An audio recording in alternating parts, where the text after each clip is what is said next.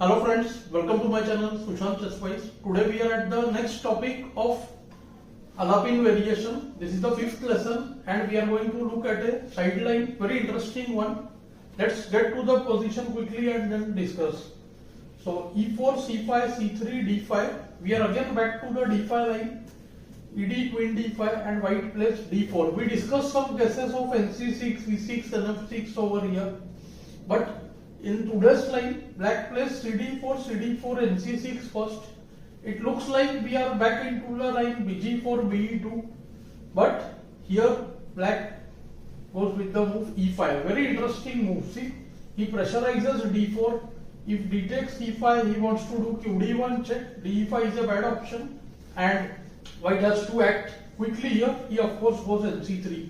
But now bishop comes to B4 and again see there is some pressure on D4. White has two interesting ways to continue from here.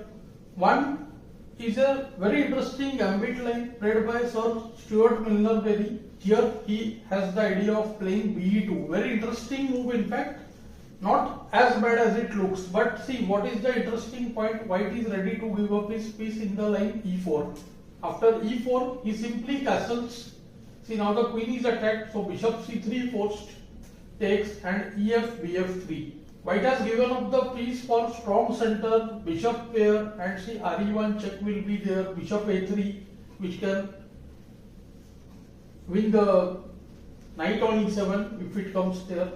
After any move like QD8 here we have RE1 check and see BE6 is met by D5, NE7 can be met by D5 and D6. So piece would be returned, then the bishop pair will pose some serious threat to the black king position, and even see both bishops are very strong here. So very interesting line to be considered, at least in a blitz game I would say. There is another line that black can try, because see all gambits need not be accepted. Here it's not forced to take on the knight with E4. So black can try the move knight D4 here. White plays BD2 and see after bishop C3, bishop C3, knight F3, BF3. Queens are traded. But see here too there is some pressure. Black has to play precisely. E5 is attacked and see after F6, BA5 very strong. And now black has to find a way to return material, otherwise all his pieces are stranded. See KF7 would lose to Rook D8. So black should find the move BE6, BB7, Rook B8 and after BC6, KF7 maybe B3. But black plays an E7 and after an E7 tempo is lost on the bishop, rook may come out to C8 and against the bishop pair black's development can be a compensating factor. But I think this line also can be considered reasonably good if white is looking for some advantage. At least at lower level it can pose some threat to the black position. Let's go back to the main line now. So the main move here is BD2. This line is also totally focused on taking the bishop pair advantage. See now, bishop C3 forced, bishop C3, E5 is attacked and after ED knight D4, white has a superb game. Knight is heading to B5, bishop can go to maybe E2, BF3 and it's good to play E4, NE5, knight takes E5, DE5, NE7 and here there are multiple lines. Queen C2, Queen A4, Queen E2. We are going to look at the very interesting Queen E2. Queen is heading to C4. White wants the trade of queens, but in between he wants to use the move Rook D1. See, instant Queen A4 allows maybe BD7. So white goes Queen E2, hoping for playing Rook D1, Queen A2 and Queen E4. That is an interesting way to get some advantage. Let's see castle Rook D1 and see now two lines. If QA2 then BB4 first, pinning the knight and after QE6, QE4. White has some edge over here. Rook E8, BB5 and C6. See the bishops are posing some kind of trouble. And castle first. Now see still E5 cannot be taken. There are some back rank issues. Queen E5, Queen E5, RE5, BC6 followed by RD8 mates. So maybe BD7. If BD7 then RE1 and see here there is some tactics BD6. Once again now see NE5 loses to bishop C7. Point is that after BC6 there is the strong Rook D8 intermezzo. if be4 then re8 is there, it means we can make out that queen e8 be8 will make black a 2 down.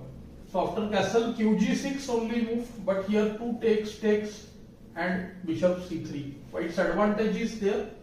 After b6 rook d6, white is still putting some pressure, so there is a long battle ahead and white can count on some advantage. That is why c3 Sicilian is a very good positional opening. It gives decent advantage with not too much theoretical preparation, I believe. So black has the move qc6 here. To qc6 also we go rook d6 and then we want to use qc4. See, this is the point. Favorably white is trying to get the bishop pair. That's it. So now see, again knight has to be moved. Basically we stopped instead of b6. Now nf5, very important move. Otherwise in many cases white may have the move e6, rook d1, rook comes back. Now we will try to use this weakness of e4, and as it was played in one of the games, b6, fe, ke2, rook c8, rook d7, rook enters the 7th rank, rf7, rd1. It looks like black is about to equalize, but see, he falls a bit short. Now rook d8, white won't trade the rooks this way, and he plays the strong move g4. Now if ne7 then bb4, so nh6, h3, the black knight suffers a bit, and after nf7 there is the very strong rook 1 d7, getting a winning position. Now rooks are traded and a7 and the b7 pawns are lost. So this is a big problem.